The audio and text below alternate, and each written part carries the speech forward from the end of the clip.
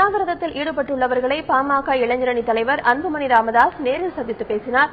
அப்போது இந்த திட்டத்தை நிறைவேற்ற தமிழக அரசு உடனடியாக அறிவிப்பையாவது வெளியிட வேண்டும் என அவர் வலியுறுத்தினார். மற்ற பகுதியிலும் இளைஞர்கள் எல்லாம் அங்கே உண்ணாவிரதம் போன்ற அறவழியிலே அவருடைய உணர்வுகளை வெளிப்படுத்திக் கொண்டிருக்கிறார்கள். நேற்று பாத்தீங்கன்னா 5000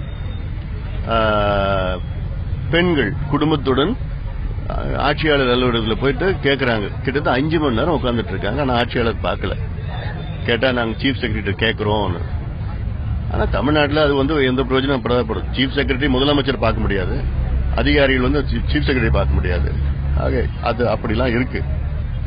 இதை உடனடியாக அறிவிக்க வேண்டும். இடைக்கால பட்ஜெட் வர இருக்கிறது. அதுல ஒரு அறிவிப்புனா நிதி ஒதுக்கீடு கிடையாது, அரசாங்கத்தின் நிதி கிடையாது. இப்ப இந்த நாள் ஒன்னும் செய்ய போறது கிடையாது.